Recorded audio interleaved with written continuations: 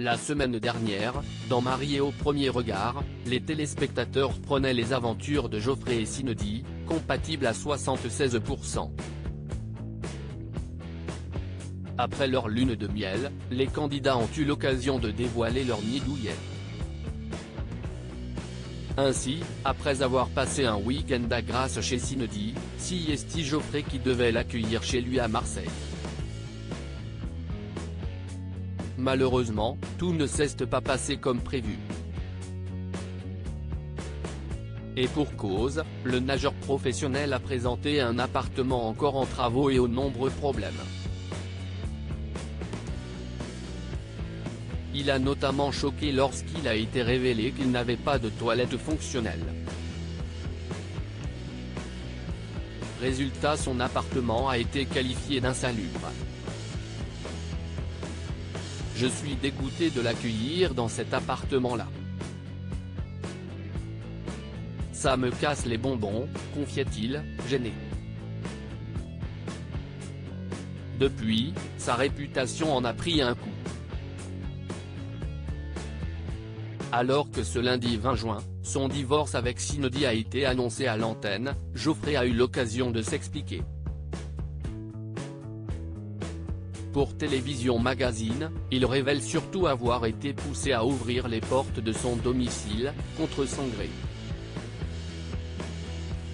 J'ai envie de pleurer, j'ai honte, la production m'a quasiment forcé. Avant le week-end, je leur avais dit que ce n'était pas possible.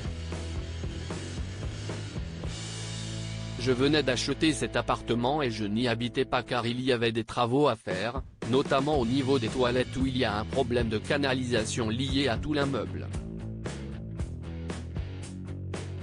Deux plombiers sont venus, il faudrait faire un coffrage mais j'ai une fuite d'eau au plafond.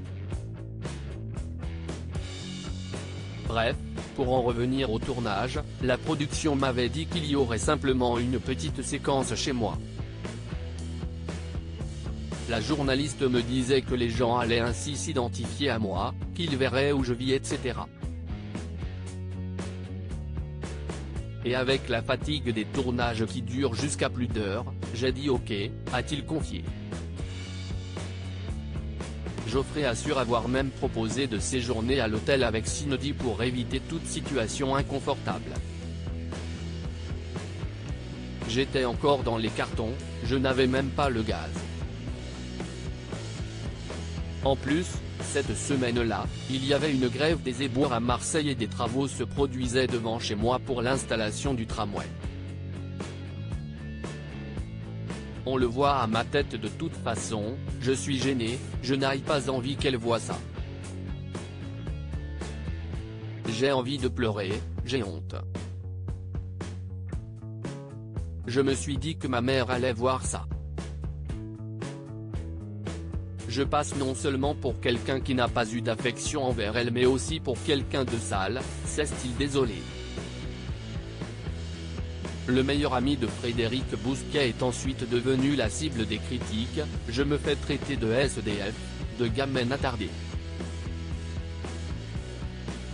On dit que j'ai dépensé tous mes sous n'importe comment.